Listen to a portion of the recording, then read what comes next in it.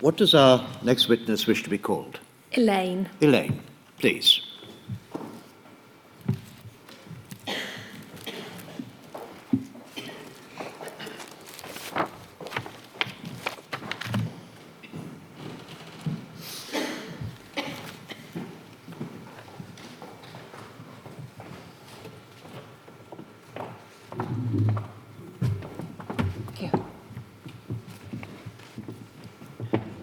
Please state your full name. Elaine Huxley. Take the book in your raised hand and repeat after me. I swear by Almighty God I swear by Almighty God that the evidence I shall give the evidence I shall give shall be the truth, shall be the truth, the whole truth, the whole truth, and nothing but. nothing but the truth. Thank you. Elaine, you underwent a total abdominal hysterectomy in 1976. Yes. Can you tell us what happened? I had in the morning after the operation, I woke up about 5, 6 o'clock in the morning. I felt something running from, and I told the lady in the next bed. And as I was telling her, so it was coming through the counter pane, bright red blood. So they were all pressing their buzzers, and the nurse came in, and she ran back out. And by the time the doctor came in, it was just running off the bed. And I don't remember any more then. Only I woke up and I was on the drip. You'd hemorrhaged very significantly. Hemorrhaged, yeah. Lost a lot of blood. Lots and lots, yeah. And the next thing you remember is waking up with a blood bag hanging up next to you. Yeah. It's your understanding that you had about 8 units of blood Yeah. at that point in time. I had 5, and they told me I couldn't go home just yet. I needed another 3. You were in hospital for quite a long time. 6 weeks, yeah.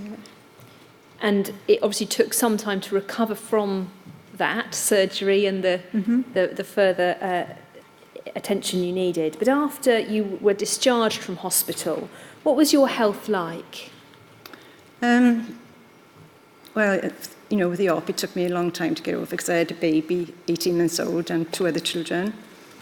But as time progressed, yeah, I did have lots of problems. I lost my teeth, but I didn't know it was to do with what I had because I didn't know I had it. My hair, I had lots and lots of migraines, yeah, flu-like symptoms. And You had lots of other health problems, but it was never understood what was going on for you. no, And during this time, you worked as an NHS support worker. yeah, And you then became a blood donor. yes. Why was that? What motivated you to become a donor? I've always wanted to be a blood donor. I went to give blood before I had my hysterectomy, but they told me I couldn't because my blood level, iron levels were low. So when I was able to then, I was quite happy, to give back what I'd received. And you were a blood donor for about 6 years. Yeah, nearly 6 years, yeah. And how often did you give blood? Twice a year. And you've said in your statement you wanted to do that to give something back, having had blood yourself. Yeah. Then in March 1992, you received a letter from the Welsh National Blood Transfusion Service.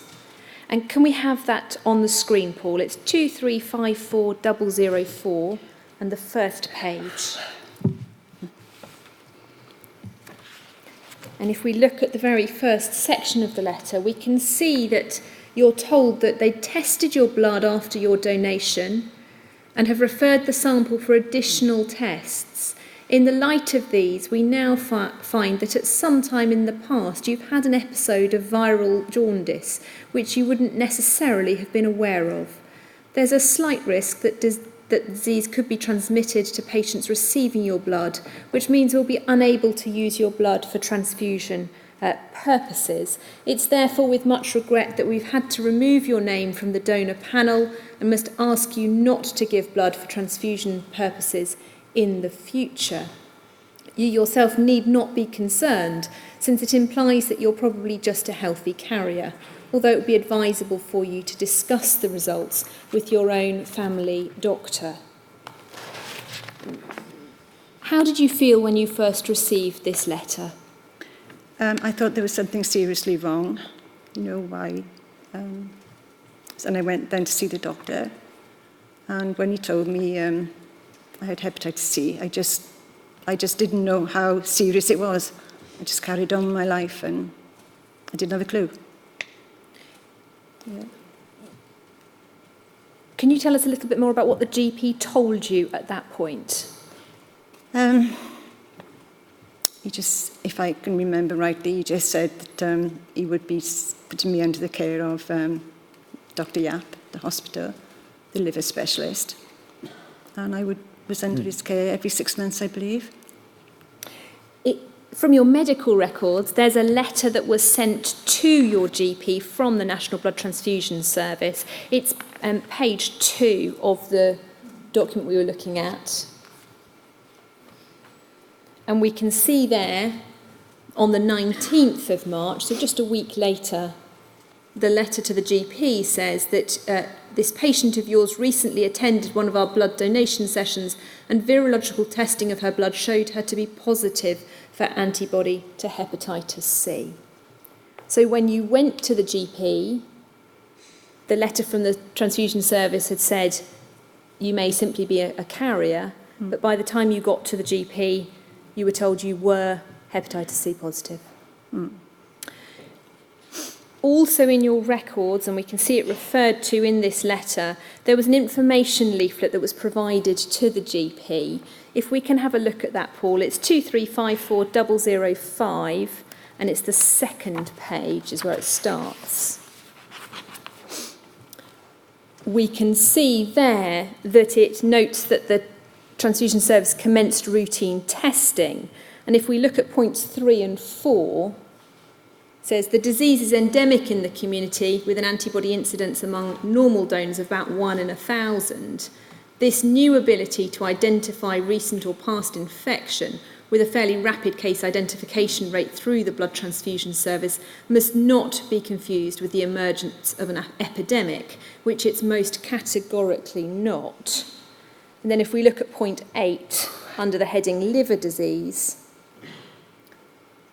the information to the GP was that clinical progression of the disease is impossible to predict, and it gives general guidance that 50% of those who've tested positive have reverted to normal liver function within 6 months, and over the page, 50% retain liver function abnormalities beyond 6 months. 1/3 of these, 17% of the total, have definable hepatic inflammation, liver biopsy, of which 10 to 15%, 2% of the total, progress to chronic active hepatitis or cirrhosis. And if we carry on down through the document, it's felt by some hepatologists that very few cases of serious liver disease due to hepatitis C occur in the community. So for most people, this is an incidental finding, unlikely to cause serious disease or symptoms of any kind. And over the page, the final recommendation is for clinical monitoring by intermittent assessment of liver function tests, etc., with referral to a gastroenterologist if deemed appropriate. Were you told anything by the GP about these sorts of figures of what the prognosis for your hepatitis C might be? No. You said you were shocked when you were told that it was hepatitis C, but that you just carried on with life. Yeah. Did you have any understanding at all of what it meant? No. And at that point, when you were diagnosed with hepatitis C, you'd been a blood donor for a number of years. What were your feelings about that at the time? I can't remember really, but I just carried on with my life and, you know.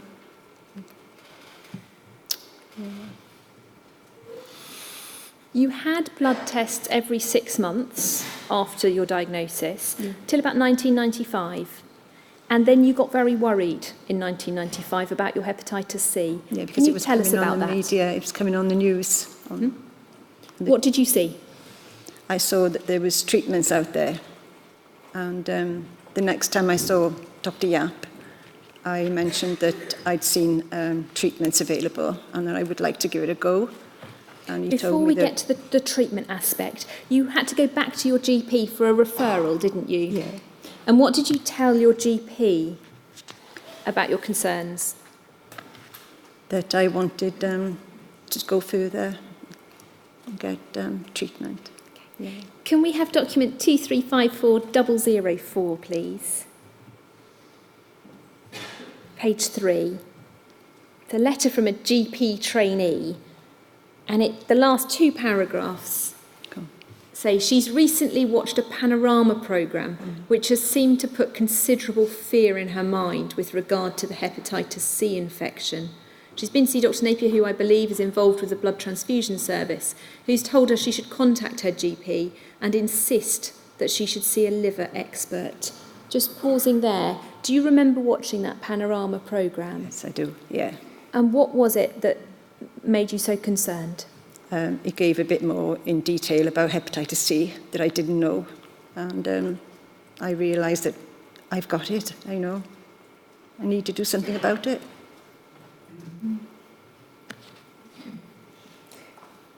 And then the last comments from the GP trainee. She attended with this story, and it's rather difficult for me to further manage her with these being her opening remarks, and I'd be very grateful if you could see her. You were then referred, and what were you told at that appointment? That he was going to keep an eye on me every 6 months. I would go and see him every 6 months and have liver function tests. But you weren't particularly happy about that, and you wanted to know a bit more. Do you remember what happened when you saw Dr. Yap? No, I can't. Don't worry.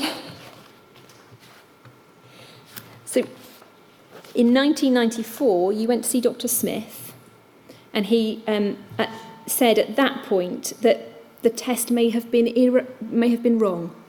Okay. So if we have a look at 2354004 on page 4, this is the letter that was written after your referral back into the hospital. Thank you very much for asking me to see Mrs. Huxley, who was stated hepatitis C positive in 1991 by the blood transfusion service. The test which was used there was almost certainly first generation and inaccurate, and she's had no confirmatory tests done since then. And then the last paragraph. I've repeated the hepatitis C test and have also asked for liver function tests. I'll review her in 3 weeks' time, but I think the more sophisticated tests of today may well prove to be negative. Do you remember any conversations in 1995 at the hospital about that? I don't know. I don't remember that. No, that letter. But so as far as you were concerned, you were hepatitis C positive, Yeah. and no one was doing anything about it. Yeah. Those tests came back positive, and from then until about 2003, you simply attended for blood tests every 6 months.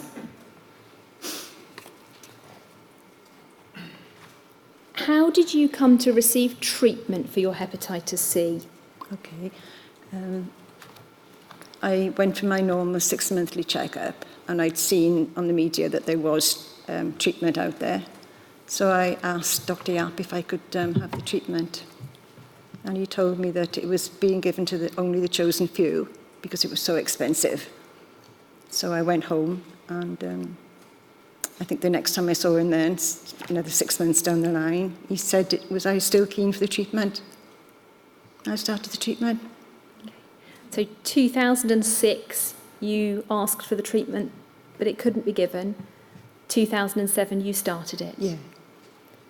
And that was with pegylated interferon and ribavirin. And that obviously entailed injecting yourself. How did you feel about having to do that?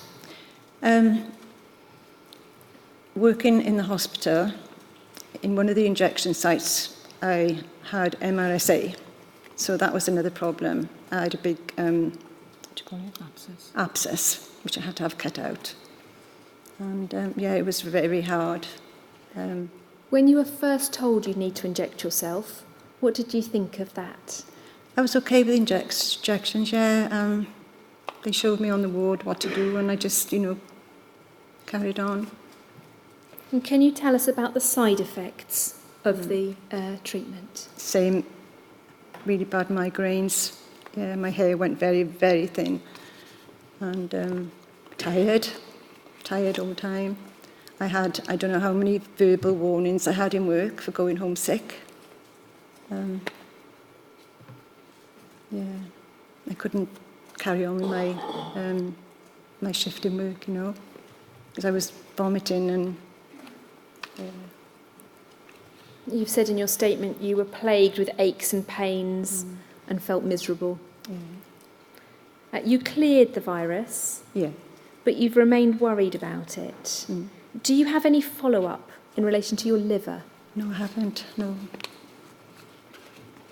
You've gone back to your GP a couple of times, haven't you, since clearing the virus? Yeah.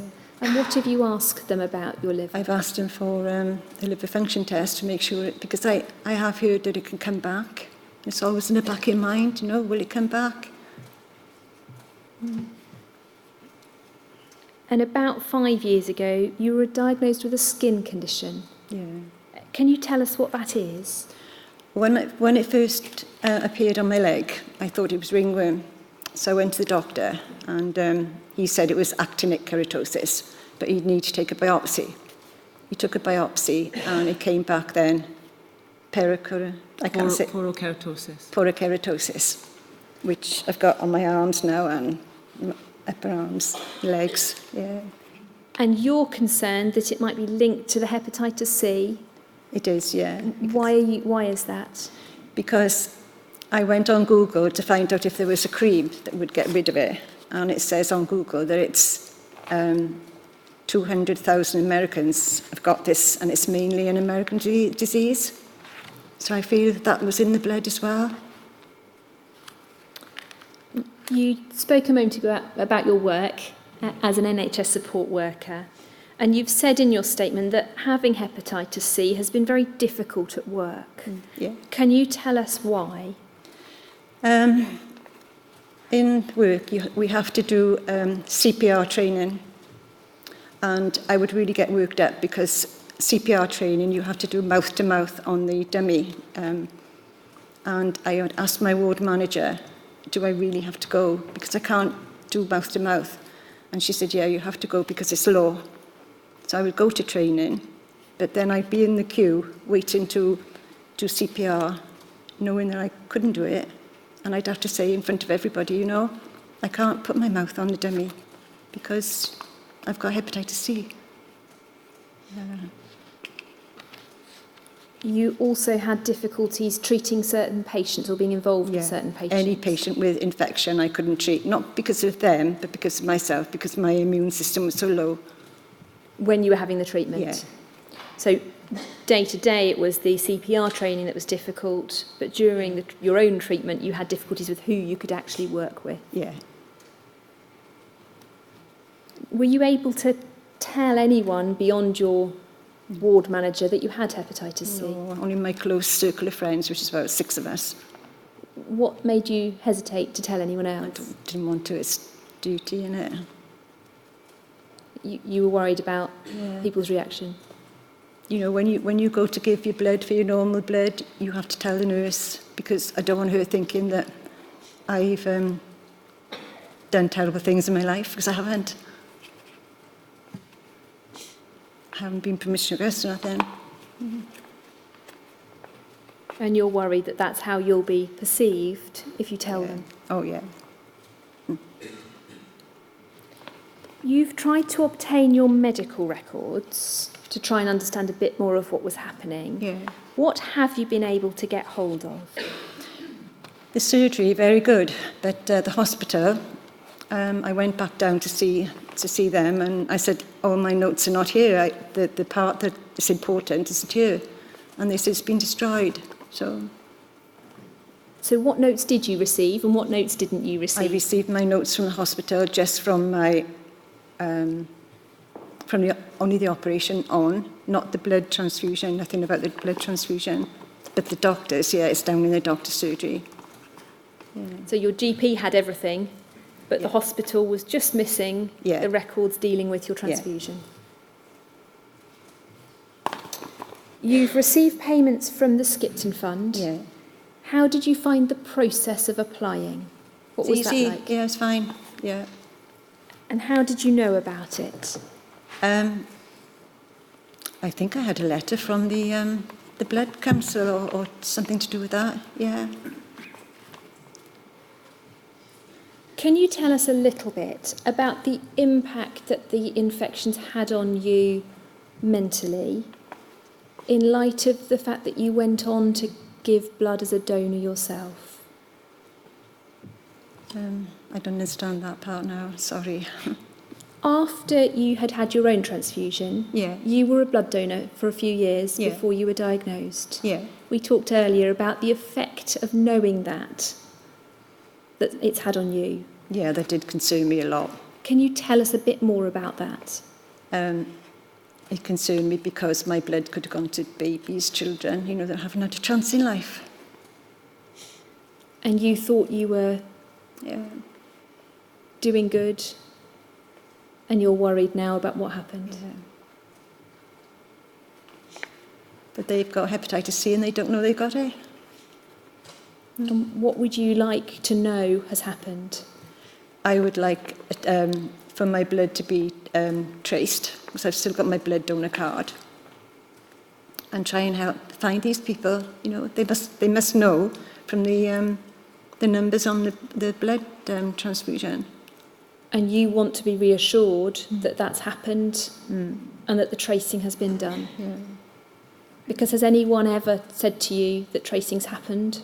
Have you ever been told? No. Those are the questions I have for you. Thank you. Is there anything else you'd like to say? Well, I think you had something you wanted to. I did, but Please do. Okay, thank you. I cannot believe I am here today giving testimony against my government for knowingly infecting me with dirty blood. I have worked alongside the medical profession for over 40 years, enjoying caring for others. However, I want to say how very sad and low I feel when I remember donating my blood for almost 6 years, thinking I was doing good. But unknowingly to me at that time, I was in fact infecting other innocent people with hepatitis C. I'm so very, very sorry from the bottom of my heart, and I hope these people can be traced from my donor card, which I've kept all these years, and get the treatment they so deserve. Sir Brian, inquiry team, can I just thank you all for the hard work you're doing and standing with us all. Thank you. I'm just going to turn and ask Mr. Williams if there's anything else he would like me to raise.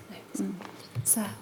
It's not your fault, Elaine, that you gave blood which might have been contaminated. So please don't think that it is. What I say won't stop you thinking it, but I hope it's some reassurance. It's not easy, is it, to talk about what happened to you? If there's anything that you want to add when you have a chance to think and think you might have said more perhaps about some things, please feel free to let your solicitors know, and they can pass it on to the inquiry. But can I just thank you for coming and saying what you have, particularly when it hasn't been particularly easy for you. No. Thank you very much.